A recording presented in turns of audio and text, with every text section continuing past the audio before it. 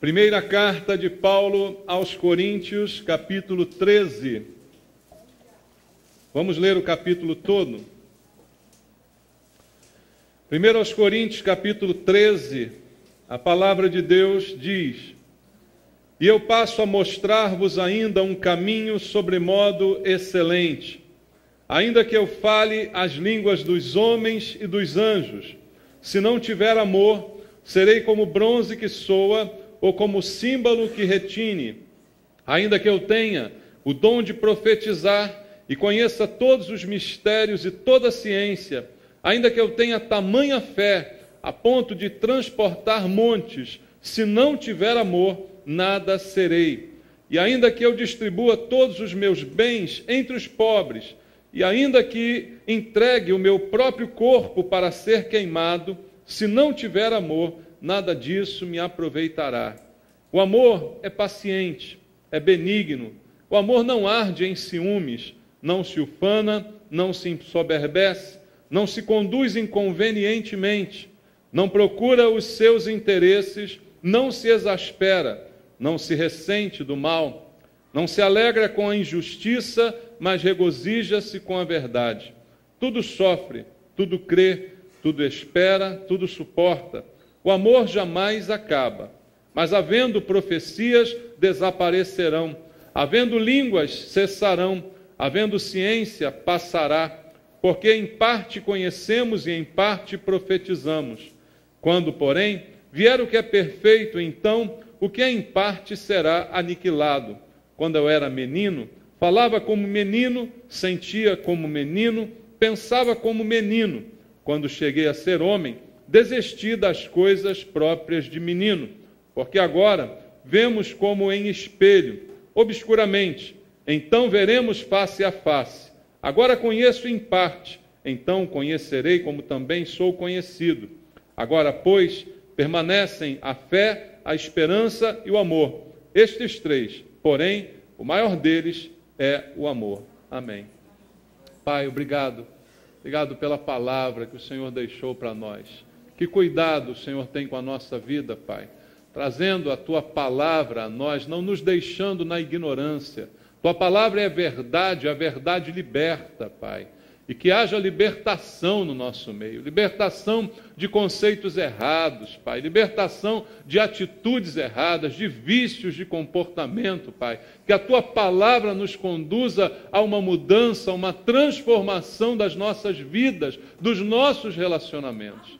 Pedimos que o Senhor fale conosco essa manhã de forma poderosa. Queremos ouvir a Tua voz. Não estamos aqui para ouvir filosofias de homens, nem doutrinas humanas, mas a palavra que sai da Tua boca, aquela que alimenta a nossa alma, o nosso espírito. Fala conosco, Pai. Eu entrego a minha vida a Ti, porque eu preciso da unção do Espírito Santo, sem a qual eu não tenho nada a dizer aos meus irmãos. Que a Tua unção esteja sobre mim, para que eu seja um instrumento do Senhor esta manhã. Eu te peço isto em nome de Jesus.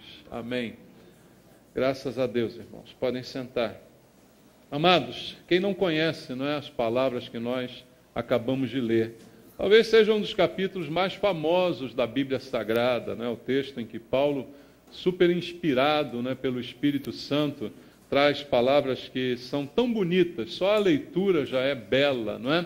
E ainda mais o seu significado. Então, é um texto muito conhecido, até por quem não é cristão, né? Até músicos seculares já fizeram músicas com esta letra, né? Com este tema aqui retratado na Bíblia Sagrada. E é, na verdade, um dos maiores tratados sobre o amor da literatura em geral, não só da literatura bíblica cristã, mas é um tratado sobre o amor, em que Paulo fala de amor em todos os sentidos, em todas as dimensões, não é? É um grande tratado de Deus através do apóstolo Paulo. E ele vai definir para nós a essência daquilo que Deus é e daquilo que Deus sente por nós, né? E que foi a motivação para a nossa salvação. Mas, ao mesmo tempo, o texto traz também para nós uma responsabilidade de vivermos algo parecido com isto que é falado aqui.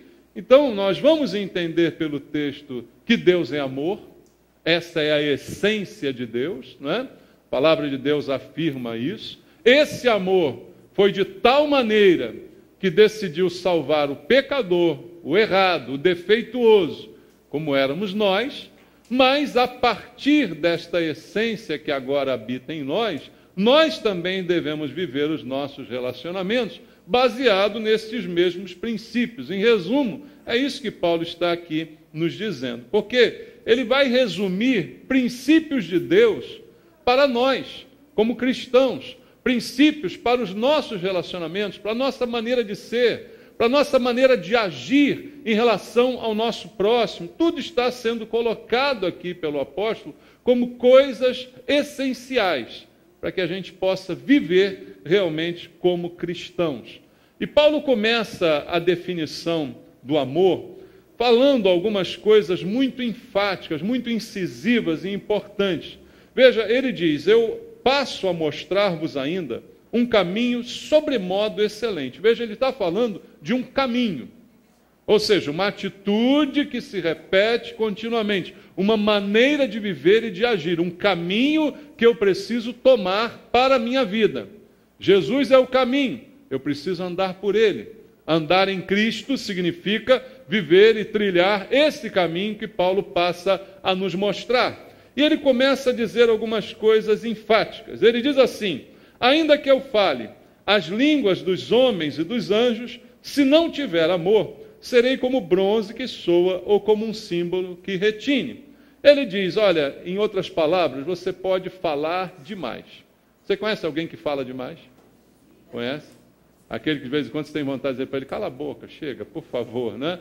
Você pode falar demais, você pode falar línguas de homens, de anjos, você pode ter um vocabulário enorme, extenso, você pode fazer tudo isso.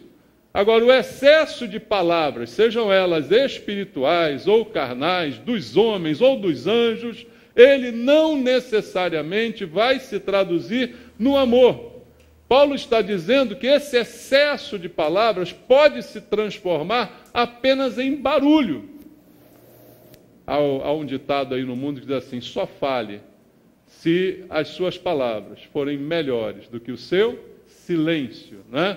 Como esse ditado é sábio, né, irmãos? Porque quando a gente fala, a gente está emitindo sons, a gente está fazendo barulho, e às vezes um silêncio, um bom silêncio, é melhor do que um discurso barulhento, né, irmãos? Então, Paulo está, em poucas palavras, nos fazendo pensar um pouco. Veja, ele fala até de palavras espirituais, a língua dos homens, a língua dos anjos. Você fala a língua dos anjos, olha que maravilha, que dom, que Deus te deu, que bom, que coisa linda. Mas ainda que você fale assim, ainda que você fale também muito bem a língua dos homens, se tudo isso não for baseado no amor e não estiver como base o amor, isso apenas se transforma em barulho. Você pode gritar em línguas estranhas, mas se não tiver amor, isso é apenas barulho, nada que aproveite, nada que sirva. E é possível, irmãos, falar de amor sem, entretanto, amar. Amor pode ser um bom motivo para um discurso, mas não necessariamente traduz aquilo que a pessoa de fato está sentindo. Veja o que diz a Bíblia em 1ª Epístola de João, que nós vamos usar alguns textos aqui, que são muito relativos a esse assunto. 1 de João, capítulo 3, versículo 18, o apóstolo João diz mais ou menos a mesma coisa. Ele fala assim nesse versículo 18 do 1ª Epístola do capítulo 3. Filhinhos, não amemos de quê? De palavra, nem de língua, mas de fato e de verdade. Veja, então, como disse Paulo, você pode falar a língua dos anjos, você pode falar a língua dos homens, você pode fazer grandes discursos sobre o amor, mas ele diz, não ame apenas de palavra, mas ame de fato e de verdade. A verdade precisa acompanhar as palavras que nós pronunciamos. É disso que o apóstolo está falando. Voltando ao texto, ele continua no verso 2 dizendo, ainda que eu tenha o dom de profetizar, mais uma vez falando de algo espiritual, um dom do Espírito Santo, e conheça todos os mistérios e toda a ciência, ainda que eu tenha tamanha fé, a ponto de transportar montes. Se não tiver amor, nada serei. Veja, ele diz, você pode ter toda espiritualidade e toda ciência. Há duas coisas que alguns acham até antagônicas, mas não são. Ciência e espiritualidade não precisam estar em oposição.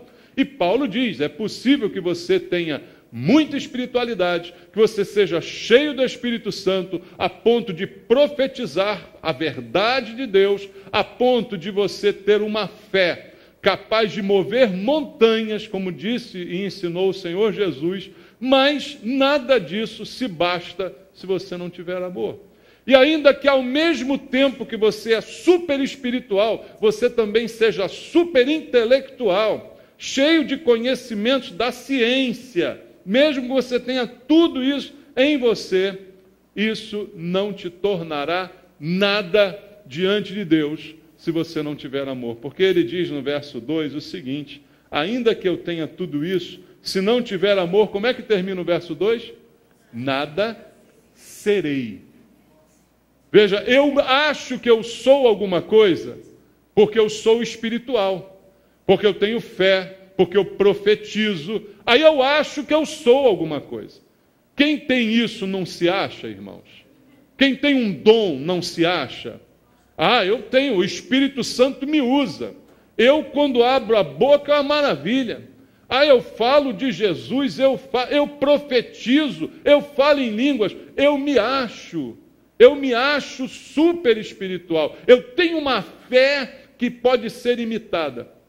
Mas Deus está dizendo assim, filhinho, se você tem isso tudo e se acha isso tudo, que há alguma coisa, mas não tem o principal que é amor, eu digo para você que você não é nada. E aí você se acha alguma coisa e na verdade você não é nada. Na verdade, isso é a pior coisa que existe, irmão. É quando você se acha e não é nada, né? É a pior coisa, é algo impensável, né? Você pensar que é alguma coisa e na verdade você não é nada. Aí é um abismo muito grande, é disso que Deus está falando. E ainda que você se ache, porque você é super cientista, você é super inteligente, é super letrado, né? Conhece todos os dons da ciência, você tem a tendência de se achar. Antes do seu nome tem um monte de títulos, doutor, PhD, MBA, não sei o que lá. Você diz, eu sou. Aí Deus diz, mas se você não tem amor, na verdade você não é nada. Então, o eu sou não se aplica a você, está dizendo aqui o apóstolo Paulo. Então, irmãos, ter dons é muito bom, mas não é o principal. Isso não faz com que você exista diante de Deus. Você se torna existente diante de Deus quando você tem o dom maior de Deus. Quando você tem a essência de Deus, que é o amor. É disso que o apóstolo Paulo está aqui falando. Versículo 3. E ainda que eu distribua todos os meus bens entre os pobres, e ainda que entregue o meu próprio corpo para ser queimado, se não tiver amor, nada disso me aproveitará. Agora ele vai abordar um aspecto também que as pessoas muito confundem. E é interessante que esse mesmo texto aqui, na versão, por exemplo, corrigida, não é falado o amor, é falado a caridade, né? E, na verdade, esse verso 3 é um esclarecimento sobre o real sentido de caridade. A gente imagina que caridade é uma substituição para o amor, ou que caridade é, por si só, uma evidenciação do amor. Bom, se eu dou os meus bens, se eu ajudo as pessoas, se eu me mato por elas, se eu me esforço por elas, se eu dou até a minha vida por elas, pode ser então que isso represente que eu tenho amor. Porque alguém vai dizer, como fazer tudo isso sem amor? Segundo Paulo está dizendo, é possível fazer tudo isso sem amor. É possível você se transformar numa irmã Dulce lá, sei lá o que é, numa irmã Paulina, é possível você se transformar numa pessoa super caridosa e, no entanto, não ter dentro de você a verdadeira essência de Deus, que é esse amor que Paulo vai descrever daqui a pouco. Você pode fazer tudo isso como um disfarce para o que realmente você é no seu interior. Porque a caridade, às vezes, ela se torna enganosa, irmãos. Não que nós não devemos praticá-las, não é isso. Mas o problema é que ela tem o poder de nos enganar, de fazer com que a gente se ache bom porque estamos ajudando alguém, porque estamos doando, porque estamos nos sacrificando por alguém. E aí a gente tem a sensação de que somos bons e de que as pessoas, o pior, estão nos vendo como bons. Esse é o grande problema. A essência do que Paulo diz contrapõe exatamente a isso que nós muitas vezes pensamos, que a nossa caridade, que a nossa doação, que o sacrifício que fazemos são evidências de que nós temos o amor. Paulo diz que é muito possível você fazer tudo isso, no entanto, não ter o verdadeiro amor. E ele diz isso, se isso acontecer, nada disso te aproveitará. Ou seja, não haverá nenhum benefício, nenhum proveito de toda a caridade, de todo o sacrifício, de toda a doação, de todo o esforço, porque muitas vezes isso foi feito com um intuito não revelado de se parecer bom. Jesus falou sobre isso, irmãos. Ele disse que quando a mão direita dá, a esquerda não deve saber. Ele não falou isso, irmãos. Por quê? Porque ele disse, se você for honrado e aplaudido por aquilo que você faz, você já recebeu a sua recompensa. Não há mais nada para ser dado a você. Veja como isso é sutil e enganador, irmãos. Como isso é enganador, e por isso o diabo engana muitos com a doutrina da caridade espírita, de que pela caridade a pessoa é salva. Enquanto em muitos casos, claro que não em todos, não estou generalizando, as pessoas muitas vezes fazem isso como compensação por suas faltas, por seus conflitos interiores.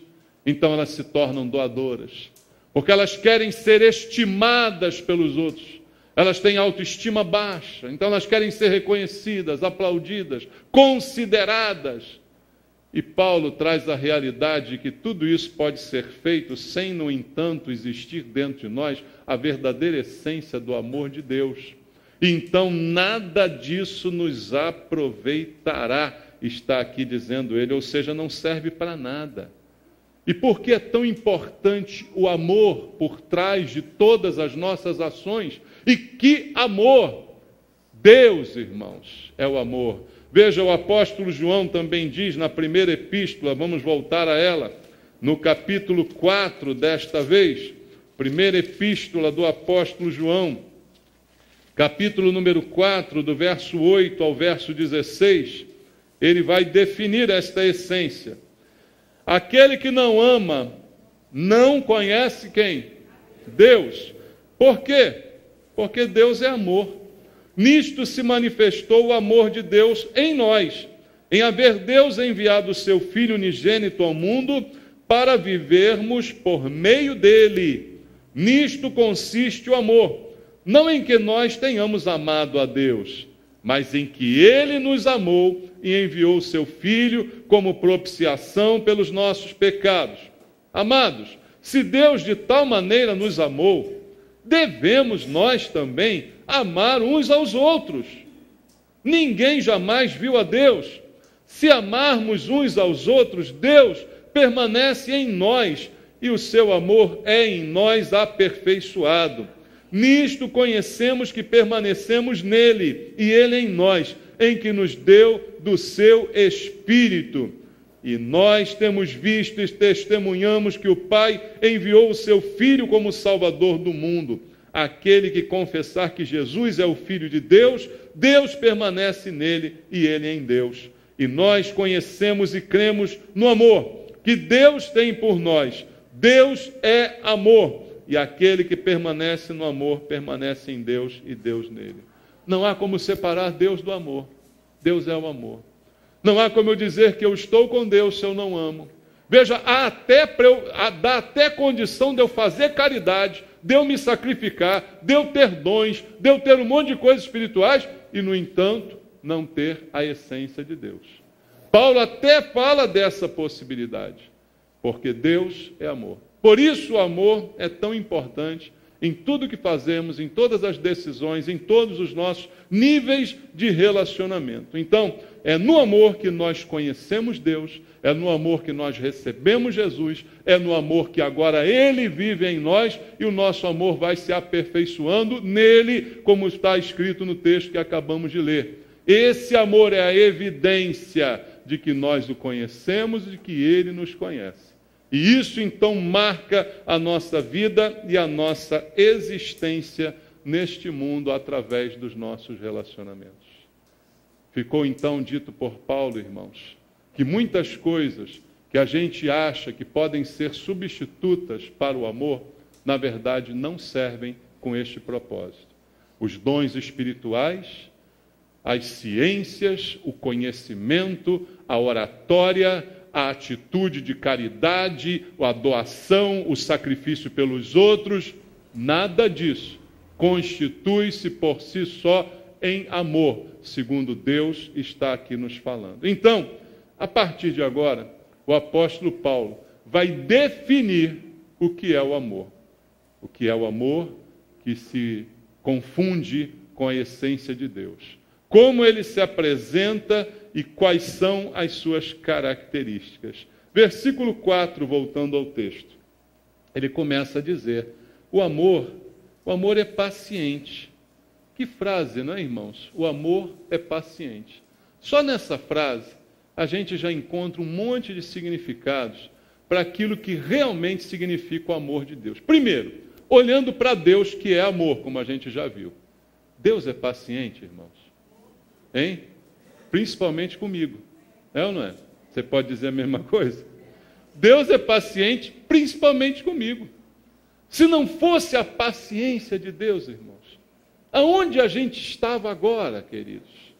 Veja, essa característica já fala tanto da essência de Deus, né?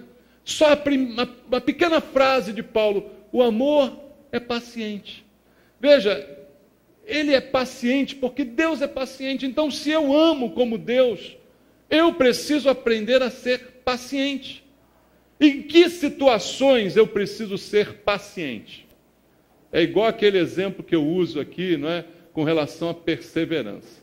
Só se é paciente com coisa ruim. Você tem que ser paciente quando alguém está te enchendo de dinheiro toda semana? Ah, tem que ter uma paciência para aturar esse cara. Toda semana vem me trazer 10 mil reais. Você tem que ter paciência para isso? Tem? Para aturar uma pessoa que toda semana vem trazer 10 mil reais para você? Não, né? Você não usa a palavra paciência em relação a isso. Agora, aquele chato que toda semana vem te pedir 10 mil emprestado.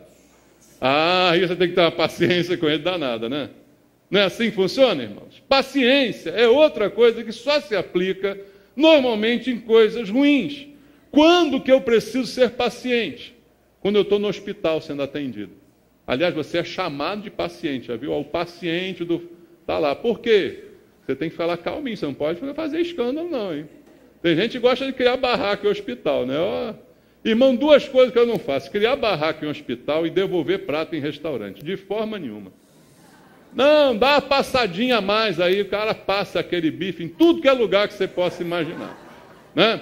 E outra coisa é você reclamar em hospital. Agora que vão te matar mesmo, pô. Agora que a enfermeira vai botar gelatina na sua veia.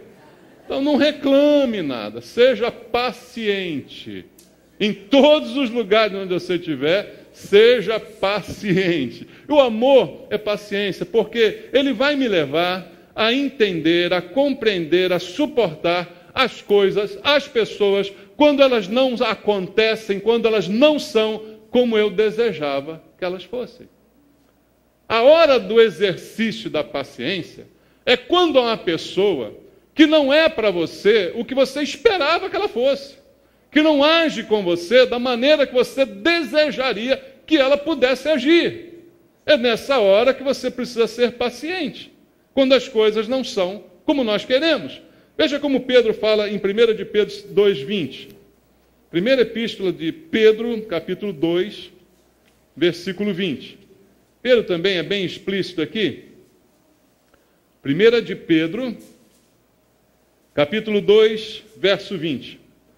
Pois que glória há, se pecando e sendo esbofeteado por isso, suportais com paciência?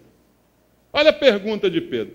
Que glória você tem se as pancadas que você leva são consequência dos pecados que você pratica e você diz assim, eu sou paciente, eu estou apanhando, mas eu sou paciente. Mas que glória é essa? Se você está apanhando porque merece apanhar. É isso que Pedro está dizendo. Mas ele diz no final, se entretanto, quando praticais o bem, sois igualmente afligidos e suportais com paciência, isso aí é grato a Deus.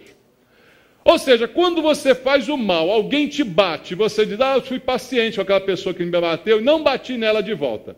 Pedro está dizendo, isso não tem vantagem nenhuma, que você merecia levar umas bolachas. Então isso não é paciência, coisa nenhuma.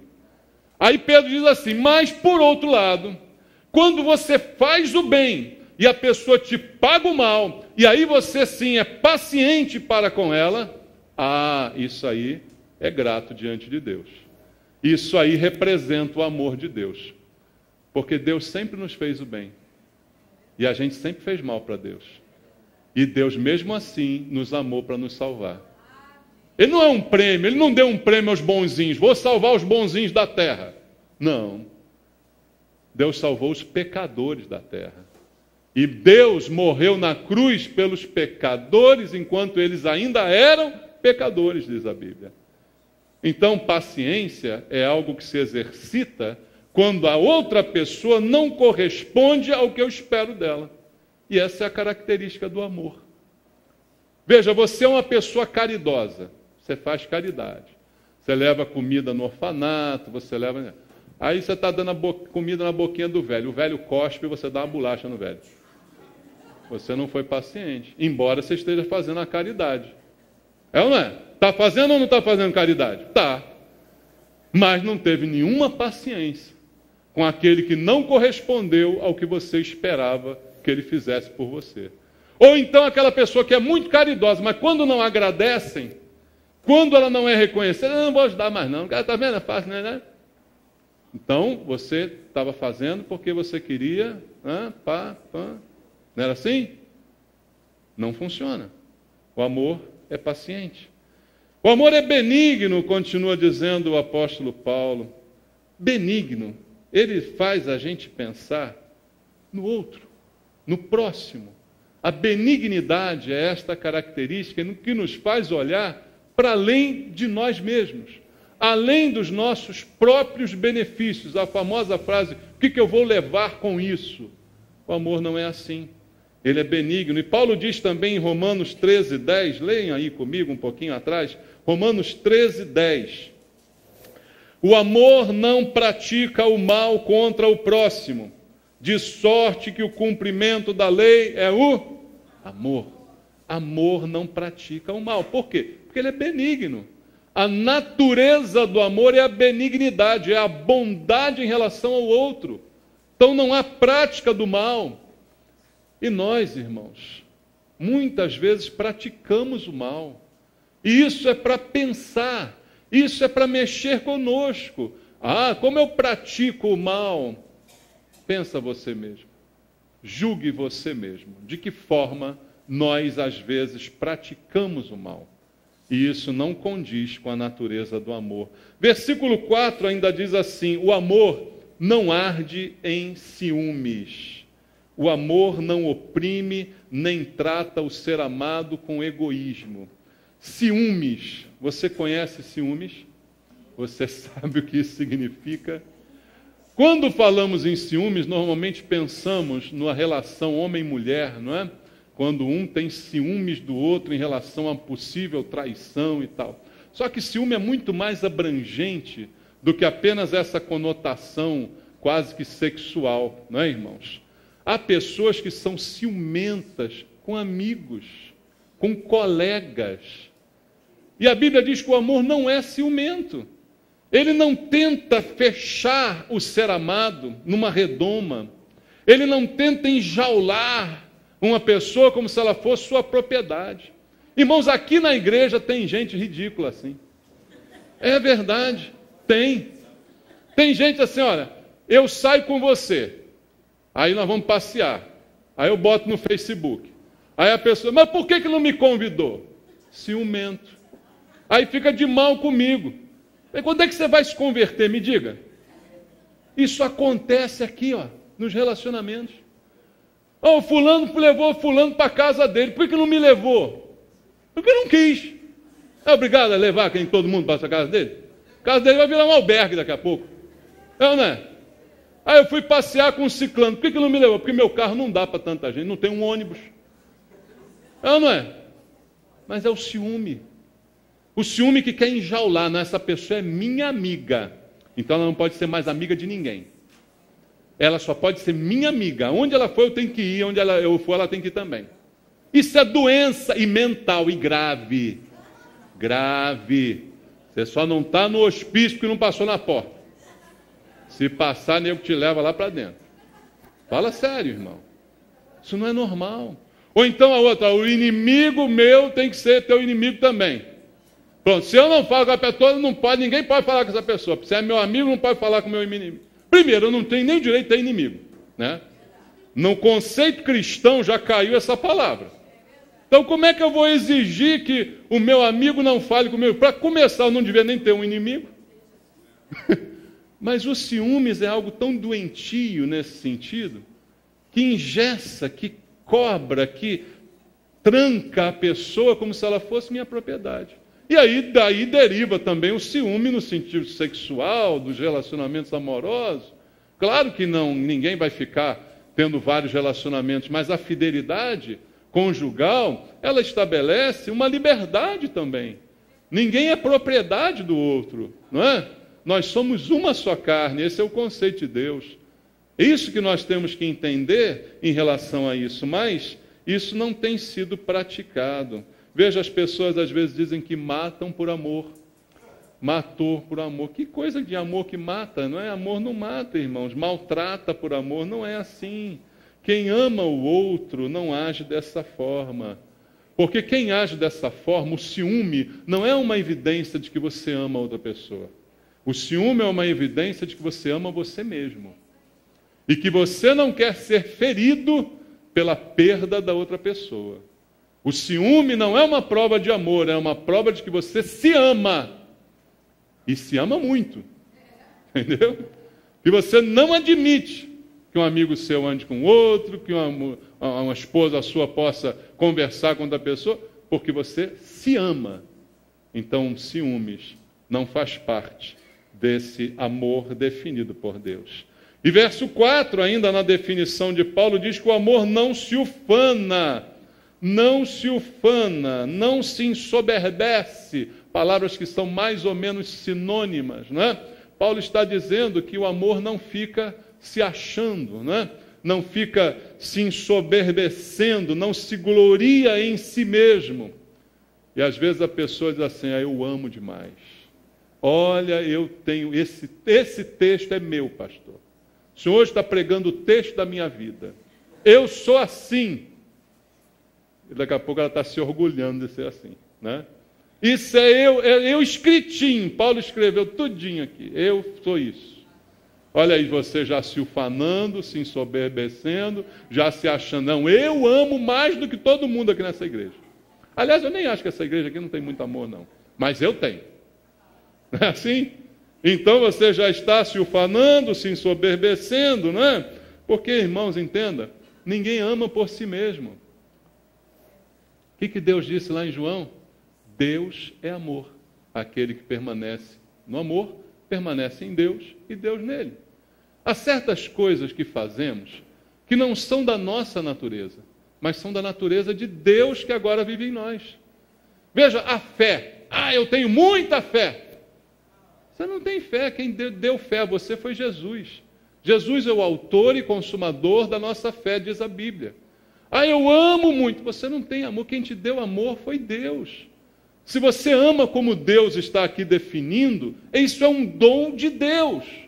Não é algo nato, isso não é nato para você. Você não nasceu assim, você nasceu em pecado, você nasceu ruim. E agora, se você consegue manifestar uma coisa boa, é porque Deus te concedeu essa manifestação de uma coisa boa. Deus está agindo através de você e Ele tem que ser glorificado. Por isso o amor não pode se ufanar. Se o amor se ensoberbece, é como se ele estivesse tirando a glória de Deus. Se eu me orgulho de ser amoroso, eu estou tirando a glória de Deus, que na verdade eu só sou amoroso porque Deus me deu esse dom do amor. Entende, irmãos? Então, cai por terra essa ideia, né, de que nós podemos ser alguma coisa, porque o amor, ele vai nos levar para a humildade e não para a soberba. Ele vai me levar a entender que é Deus que faz isso tudo. Olha só o que está escrito em Mateus 18:4. Texto famoso também de Jesus. Mateus 18:4. Portanto, aquele que se humilhar como esta criança, este é o maior no reino dos céus. É a humildade que nos faz grandes, e não a autopropaganda que fazemos de nós mesmos. Olha como eu sou bom, olha como eu tenho fé, olha como eu sou amoroso. Isso não engrandece, pelo contrário, isso rebaixa. Mas a humildade, quando eu consigo dizer, eu não sei amar como devia amar, essa humildade é que vai me elevar. O próprio apóstolo Paulo fez algumas confissões dessa. Ele disse, nós não sabemos orar como convém. Você imagina Paulo dizendo isso? Isso é humildade. Não, eu sei orar, eu oro que você vai ficar até arrepiado. Não, não era assim que Paulo dizia. Paulo dizia, nós não sabemos, mas o Espírito Santo ensina a gente. Eu não sei amar, mas Deus está me ensinando todo dia. Eu não sei ser bom, mas Deus está me aperfeiçoando. Eu não tenho muita fé, mas Deus está melhorando minha fé cada dia. É assim que funciona, então não há lugar para essa soberba, irmãos. Agora veja o verso 5 que ele está aqui dizendo. O amor não se conduz inconvenientemente. Essa aqui, irmão, tem que fazer uma placa e botar na igreja. Tem que botar uma placa na igreja, no corredor, no segundo andar, no terceiro, tudo que é lugar a gente tem que olhar e ver assim, o amor não se conduz inconvenientemente. E um espelho, né? É bom botar a placa e um espelho. Para você se olhar no espelho e ver, eu estou me conduzindo inconvenientemente? O que eu estou falando, o que eu estou dizendo, a maneira de eu me portar, a maneira de eu agir, a maneira de eu falar com os irmãos, é inconveniente. Porque às vezes a gente ama, mas a gente se torna inconveniente. Então esse não é o amor de Deus. Veja, às vezes a pessoa diz assim, eu amo aquela mulher. Aí o cara fica em cima dela. Todo dia, e manda e-mail, manda WhatsApp, manda Facebook, todo dia. Já está ficando inconveniente. Então isso não é amor, isso é doença. Perturbar os outros não é amor, é doença. Alguém diz amém? Isso é doença, não é amor. O amor não se conduz inconvenientemente. Às vezes a gente tem que ter uma coisa chamada simancômetro. Você tem o simancômetro, ele tem que dizer para você a hora que você tem que se mancar. Que eu não estou agindo direito, eu não estou falando corretamente, não estou me portando corretamente, embora aquela velha frase, mas a minha intenção é boa. Aí eu tenho aquele ditado que você já conhece, de boa intenção, o inferno está cheio, né, irmão? Porque não vem de Deus. Essa inconveniência que nós às vezes produzimos não vem do Senhor. Ele não se manifesta de forma inoportuna, com palavras fúteis, com atitudes descabidas. Isso não é o amor. Amor de Deus traz bom senso para nós. Às vezes falta senso. Às vezes nós não temos senso de ridículo. Você tem senso de ridículo? Senso de ridículo nas coisas que fazemos, nas coisas que dizemos. Bom senso. De que forma esse amor está se manifestando? Se é inconveniente. Veja, irmãos, tudo tem hora. Tudo tem hora. Às vezes a pessoa se torna inconveniente querendo manifestar o amor. E não é a hora. E o amor não se porta de forma inconveniente. Versículo 5 diz ainda que o amor não procura os seus interesses. Os seus interesses, quer dizer, ele não me coloca em primeiro lugar. Ele coloca em primeiro lugar o outro. Não foi o que Jesus ensinou, irmãos? Lá em Marcos 10, 45, o que Jesus disse ali? O próprio Filho do Homem não veio para ser servido, mas para servir e dar a sua vida em resgate de muitos. Ele não veio pensando nele mesmo, mas veio pensando na gente. Então o amor, como diz a Bíblia, não procura os seus próprios interesses. Veja, às vezes, até quando aparentamos amor, estamos buscando um interesse pessoal. O interesse de ser visto, de ser reconhecido, de ser aplaudido, de ser bem aceito, de ser recebido. Isso é ligado a mim e não ao objeto do amor, não à direção do amor, queridos. Então presta atenção nessas palavras. Veja o que Paulo diz também em 1 Coríntios capítulo 10, versículo 24, algumas páginas atrás. Paulo diz: ninguém busca os seus próprios interesses, sim o de outrem. Esse versículo, se a gente pensar nele, no âmbito da igreja, ninguém busca o seu próprio interesse, sim o do outro. Será que é isso que fazemos, irmãos? No dia a dia do nosso relacionamento, até dentro da igreja, só buscamos o nosso interesse. Eu quero o melhor lugar da igreja, e pior que eu acho que ele é meu. Se eu ver alguém sentado, eu fico brabo. Eu digo assim: olha, essa igreja tem 16 anos, e há 16 anos eu sento nessa cadeira. Então não venha ninguém me sentar aqui. Atitudes que refletem que a gente não está pensando em ninguém. A gente só está pensando em nós mesmos. É o meu direito, né? É o que eu vou ganhar, é o meu direito, é aquilo que eu tenho para mim, isso é o que importa.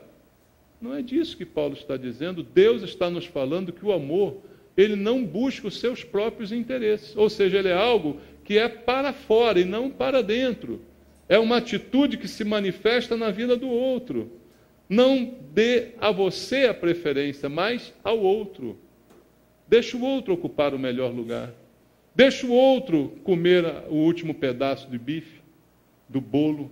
Deixa o outro se alimentar primeiro. Deixa o outro passar à sua frente. Mas o mundo, irmãos, tem entrado na igreja.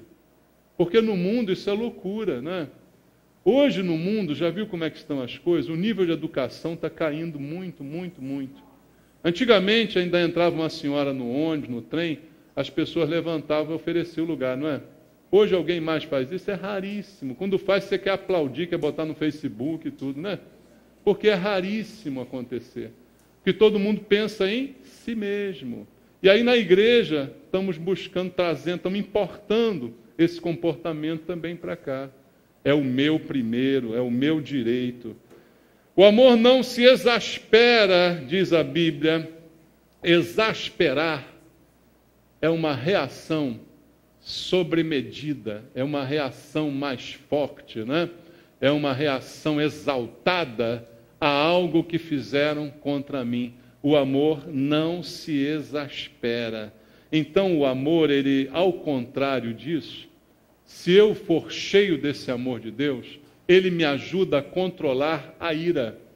A ira produz esta maneira exasperada da gente agir, da gente falar, da gente conviver. Então, se o amor não se exaspera, eu entendo que se eu estiver cheio do amor de Deus, muito menos lugar para a ira vai haver na minha vida. Veja, a Bíblia até trata a ira de algumas formas interessantes. Há aquele versículo que a gente conhece, que a Bíblia diz: irai-vos e não pequeis. Mas tem gente que só fica com a primeira parte, né? Olha aqui, irai-vos, está vendo? Então eu tenho direito a me irar. A Bíblia está mandando eu me irar. Irai-vos está no imperativo, quer dizer que eu tenho direito e eu vou mirar sim. Não é assim que as pessoas fazem? Você tirou a palavra do contexto. Irai-vos e não pequeis. Não se ponha o sol sobre a vossa ira, né? Ou seja, a ira não é algo que eu tenho que considerar normal, apesar de estarmos todos sujeitos a ela. É algo que, quando acontecer, eu tenho que ficar pesaroso porque eu mirei. Eu não tenho, não, mirei porque é normal mirar mesmo e pronto, quem quiser que aguente. Não, não é isso que a Bíblia diz, não. A Bíblia não diz isso. Se eu mirar, é como se eu estivesse pecando. E eu tenho que me entristecer porque eu abri mão e cometi aquele pecado. Porque eu deixei aquela ira se estabelecer no meu coração e perdi o controle, me exasperei. A Bíblia diz que o amor não faz isso. Veja só o que está escrito em Efésios capítulo 4, verso 31.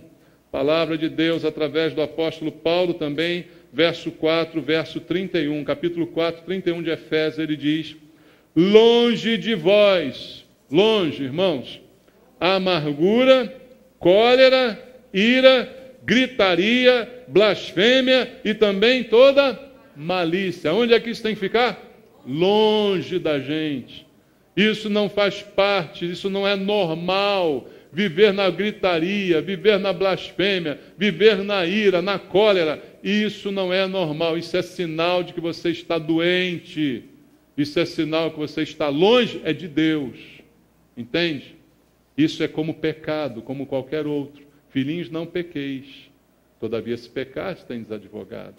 É um pecado que acontece por acidente e não por prática. Ah, uma vez lá ou outra eu mirei. Um acidente. Agora, a pessoa que você já conhece por ser irada, isso é um pecado praticado, recorrente, que caracteriza a vida da pessoa. Isso não é normal. Ah, em 10 anos você viu aquela pessoa se irar uma vez. Bom, normal. Agora, toda vez que pisa no pé dela, ela se ira. Isso é pecado recorrente. O nome disso é prática do pecado, e aquele que permanece no pecado, Deus não permanece nele. Isso é evidente pelo que está dizendo a Bíblia. Então, o amor, ele não se exaspera. E termina Paulo dizendo que ele também não se ressente do mal. Essa outra característica aqui também é demais, irmãos. O amor não fica ressentido. O amor não se ressente de quê? Do mal. O amor sabe perdoar. Resumindo, é isso que ele sabe. Veja, ressentir é outra patologia da mente também. É sentir novamente. Eu fico impressionado com a capacidade que algumas pessoas têm de se machucar e de gostar disso. Você, quando está ressentido, quer dizer que você está sentindo tudo de novo. É como eu gosto de usar aquele exemplo, você andou pela casa e deu uma topada com a canela na quina da mesinha de centro da sala. Já fez isso? Você vê andando de saída e pá, com a canela, cai no chão gritando. Aí gostei, vou de novo. Pá, que maravilha, mais uma vez, pá. O que você falar? Chamará o hospício para me levar.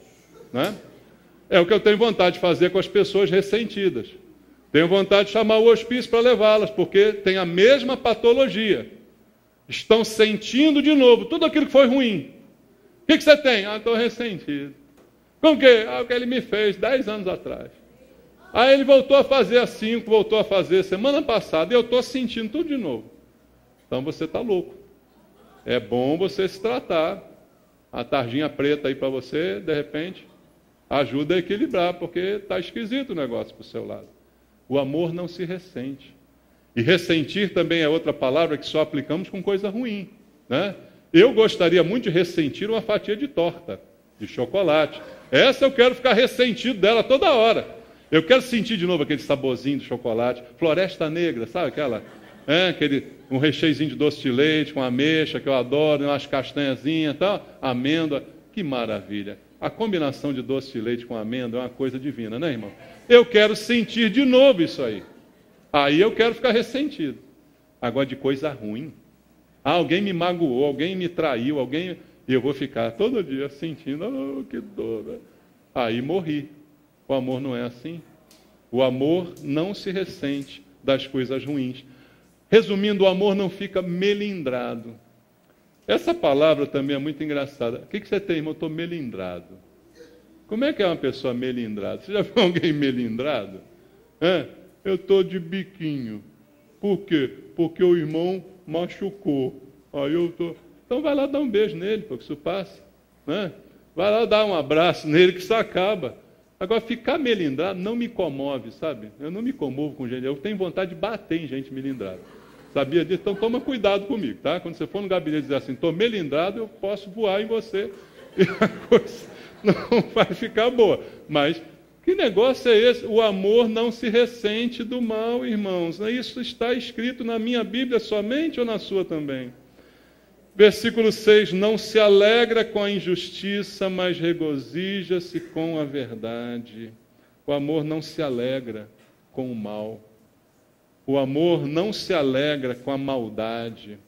Ou seja, o amor não diz bem feito.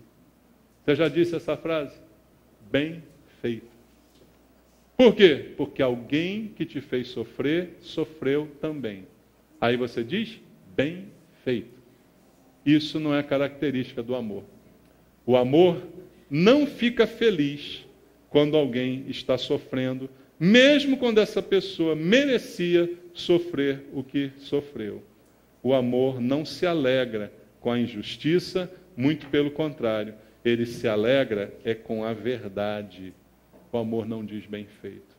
Irmãos, Deus está nos ensinando a viver.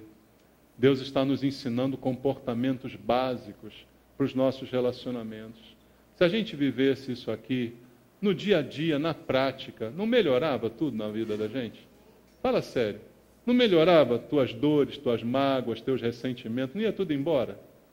Teu relacionamento com as pessoas, não só com os irmãos, mas com os de fora, com aqueles que te fizeram mal, te passaram para trás. Mas se você simplesmente tiver dentro de você esse amor, tudo vai se tornar tão diferente.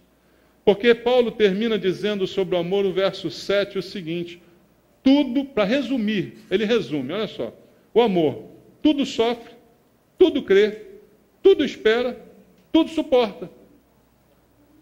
Tudo quer dizer o quê? Tudo quer dizer tudo. Aí você está bom nisso, viu? Tudo quer dizer tudo. Há alguma coisa que esteja fora de tudo? Não. Então, quando ele diz que o amor tudo sofre, é qualquer coisa, ele sofre. Quando o amor tudo crê, acredita. Ele acredita que uma pessoa mentirosa pode parar de mentir. O amor acredita que uma pessoa desonesta pode parar de ser desonesta. Ele dá uma outra chance. O amor faz isso. E diz ele também que o amor espera. E o amor suporta. Suporta tudo. Tudo inclui o mal que me fizeram. Tudo inclui a ofensa que me lançaram. O amor suporta tudo. Irmãos, é esse amor que Deus está exigindo de nós. Veja, o amor, ele não nos livra da dor. Todas essas coisas que eu falei aqui como exemplo, elas podem doer. Quando alguém te maltrata, dói. Quando alguém te trai, dói. Dói ou não dói? Quando alguém te engana, dói. O amor não livra você de ter essa dor. Isso o amor não faz. Só que o amor, ele te dá força para superar essa dor. Entende? Você sente a dor, mas você não diz bem feito. Você não se vinga. Você não fica sentindo toda hora. O amor te dá força para superar a dor que a vida pode causar. Por isso que Paulo diz, o amor jamais acaba. Se você permanecer nesse amor, Deus sempre permanecerá contigo. E Ele sempre te ajudará a superar qualquer uma dessas dificuldades. Tudo vai passar, irmãos, menos o amor. O amor jamais acaba. Os dons vão passar, as línguas vão passar, a ciência vai passar, o mundo como a gente conhece, tudo isso vai passar. As posições, os cargos, as importâncias, os orgulhos, os status, tudo vai passar. Mas a Bíblia diz, o amor permanece para sempre. Então é nesse amor que permanece que nós devemos permanecer também, para guiar as nossas atitudes e principalmente as nossas reações nos relacionamentos que a gente tem e que a gente ainda vai ter ao longo da nossa vida. Deixa o amor de Deus governar a tua vida. Amém? Deus abençoe você em nome de Jesus.